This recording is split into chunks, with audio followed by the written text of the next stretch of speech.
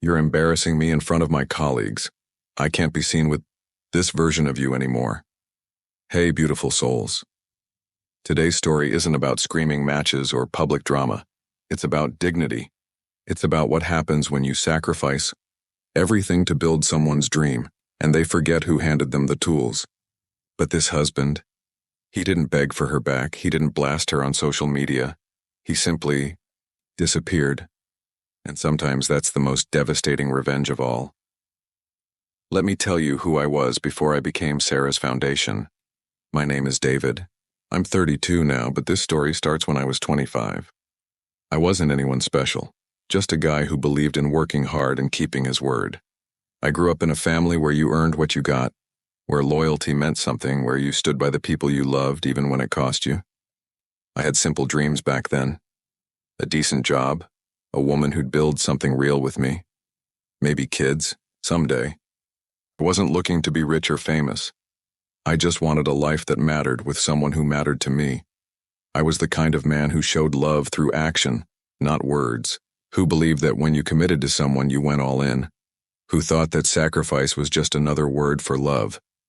That's important to remember, because the man I became, well, let's just say betrayal has a way of teaching you things about yourself you never wanted to learn. I met Sarah at a coffee shop near the police academy. She was 24, ambitious but broke. Her uniform was secondhand, her textbooks highlighted in 3 different colors because she couldn't afford new ones. She had this fire in her eyes when she talked about justice, about making a difference.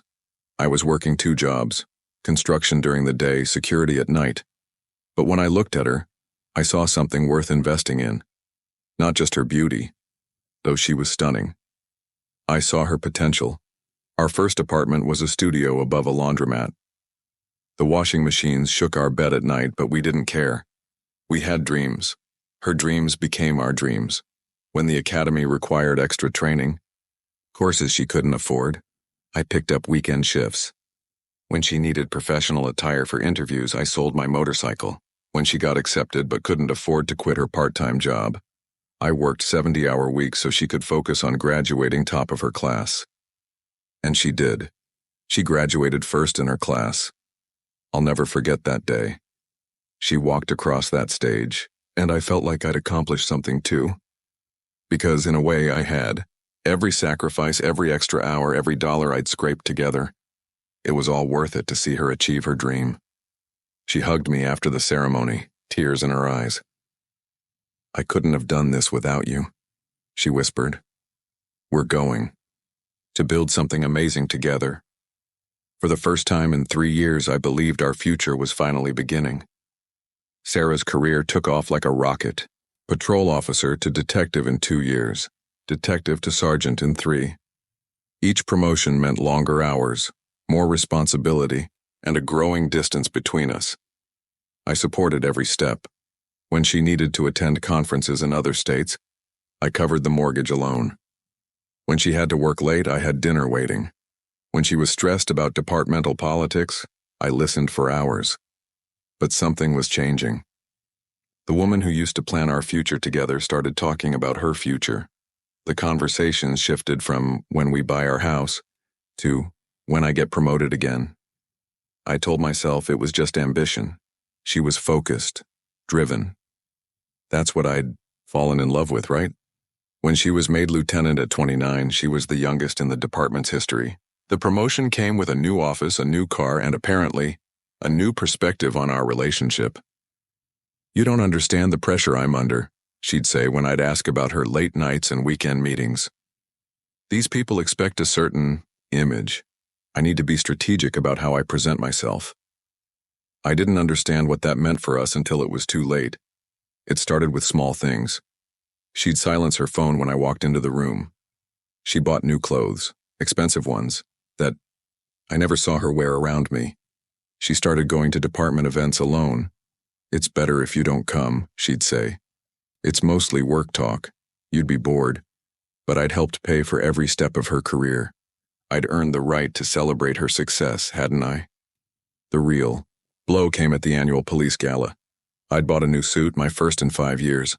I was excited to finally be her date at one of these events, to see her in her element, to be introduced as her partner. She looked stunning that night. But when we arrived, something was off. She introduced me to exactly 3 people, then spent the rest of the evening networking across the room. I stood by the bar watching my wife charm everyone except me. That's when I saw him. Captain Marcus Webb. 15 years older, divorced, commanding presence. And the way he looked at Sarah. The way she looked back. It wasn't professional admiration. I confronted her in the car. "Who is Marcus to you?" "My mentor," she said, not meeting my eyes. "He's helping with my career development." Development. Right. The truth came 3 weeks later, hidden in plain sight on her phone. She'd left it charging in the kitchen while she showered, and a WhatsApp notification lit up the screen. "Marcus, can't wait to have you all to myself this weekend. Hotel confirmed." My hands shook as I opened the chat. Months of messages. Photos I never want to remember. Plans they'd made while I was working overtime to pay for her dry cleaning. But the worst message was from 2 days earlier. "Sarah, I think it's time. He's holding me back now. The department wives look at me differently when he's around. Maybe it's time we ended his chapter in our story. Marcus, whatever you need, baby. You deserve so much better." I screenshotted everything. Not for revenge. Not yet. Just for proof. Proof that the woman I'd built up from nothing had decided I was nothing. She didn't even have the courage to end it cleanly. Instead, Sarah chose humiliation. 2 weeks after I'd discovered the messages, she brought Marcus to our house. She introduced him as her career advisor and suggested I make dinner for 3. I watched them flirt at my kitchen table, eating food I'd paid for, in a house my overtime had furnished. Marcus had the audacity to compliment my cooking while his hand rested on my wife's knee. When he left, Sarah turned to me with ice-cold eyes. "This isn't working anymore," she said. "You're embarrassing me in front of my colleagues. I can't be seen with this version of you anymore." "What version?" I asked. "The version that sacrificed everything so you could become who you are?" "That's the problem," she snapped.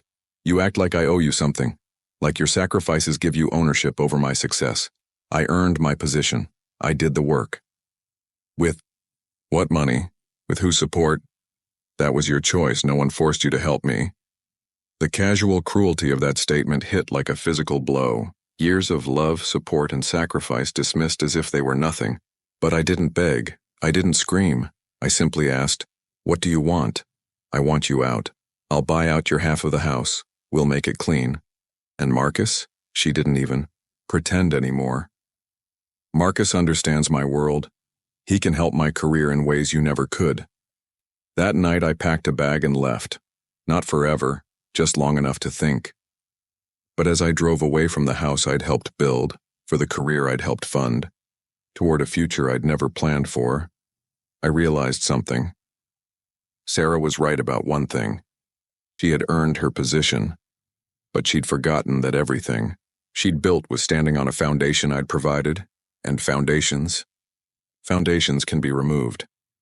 I didn't hire a divorce lawyer immediately. I didn't post angry messages on social media. I didn't call her family or friends to expose what she'd done.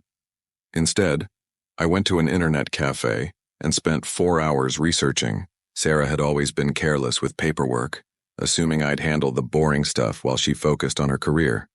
But the boring stuff, it turns out, tells interesting stories. For 7 years, I'd filed our taxes jointly. I had copies of everything: her income, her expenses, her deductions, including some very creative ones that her accountant had suggested. I also remembered the conversations she'd had during her sergeant promotion. How she'd worried about a background check revealing some minor issues from her past. How I'd helped her craft explanations for gaps in her timeline, coached her through interviews. Sarah had always trusted me with the details because I was good with that stuff. She'd never thought those details might become important later. I spent the next 2 months living in a studio apartment, working my security job, and slowly, methodically, building a file. Not for a divorce attorney. Not yet. for something more permanent. See, when you're married to a police officer, you learn things. You hear stories about internal affairs investigations, about how the department handles misconduct allegations, about how careers end, not with dramatic arrests, but with quiet transfers and early retirements. Sarah had been so focused on climbing the ladder that she'd forgotten ladders can be pulled away. The first call I made was to the IRS tip line. Anonymous, of course. I simply reported that I had concerns about potential tax irregularities involving a police lieutenant and provided her badge number.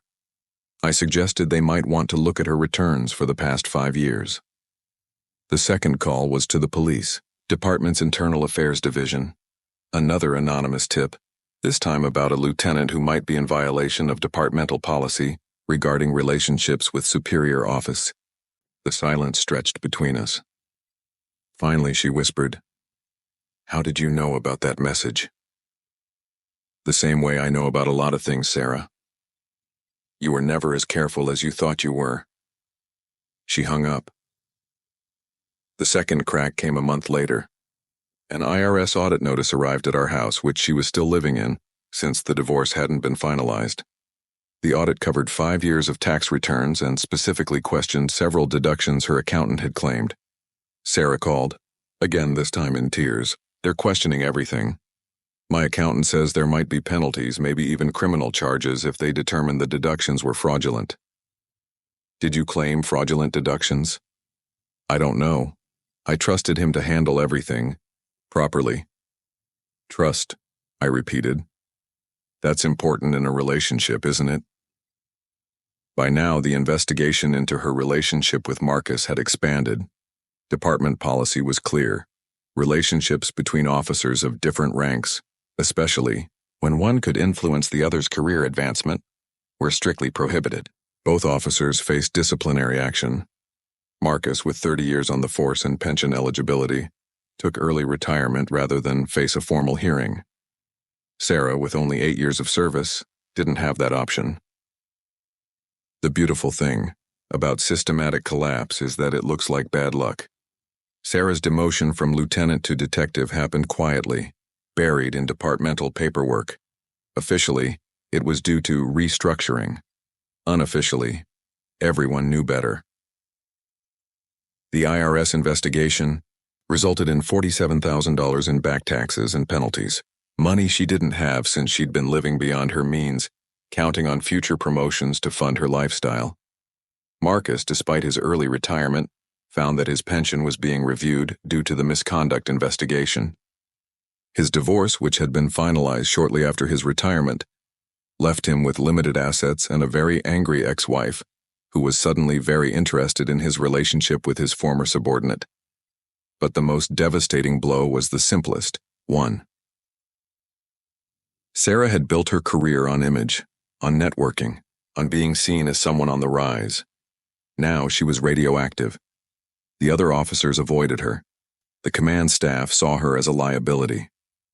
Her ambitions of making captain, of eventually running for sheriff, evaporated overnight.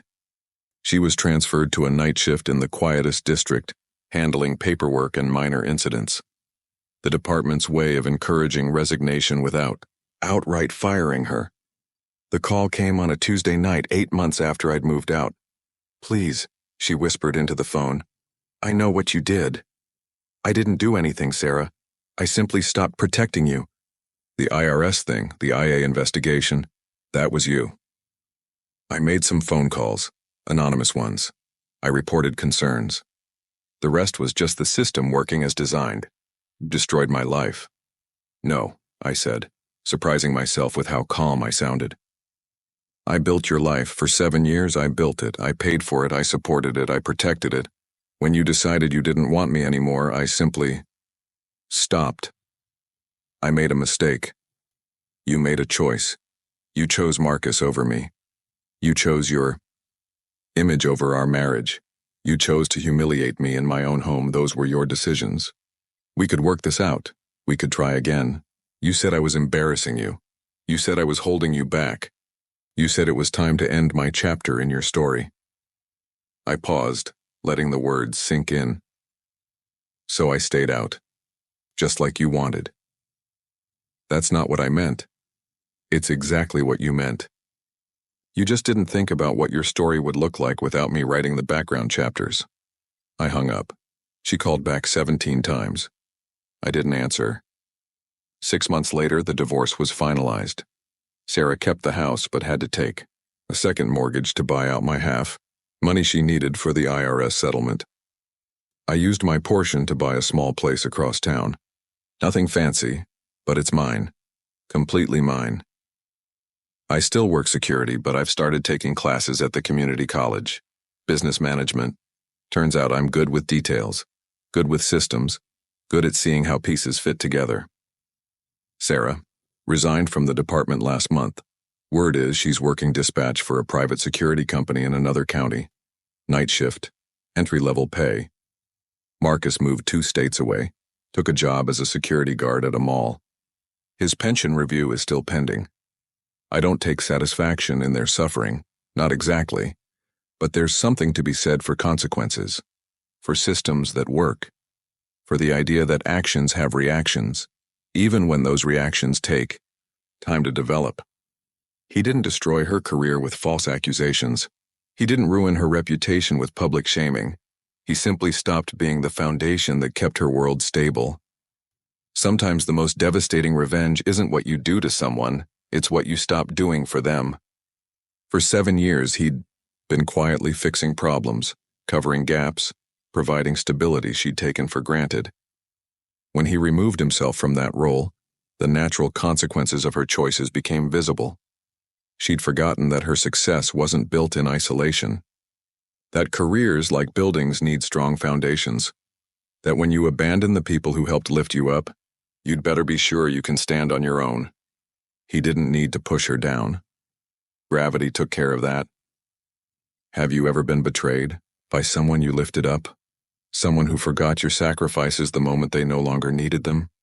Leave A in the comments if you've ever made someone stronger, only to watch them use that strength against you. And if you've ever dreamed of revenge without rage, of justice without drama, this one was for you. Sometimes the most powerful response to betrayal isn't anger. It's simply stepping back and letting people face the consequences of their choices without your protection. Remember, beautiful souls, you don't owe anyone a foundation for their success if they're not willing to build something beautiful with you on top of it. Until next time, stay strong, stay dignified, and never forget your worth.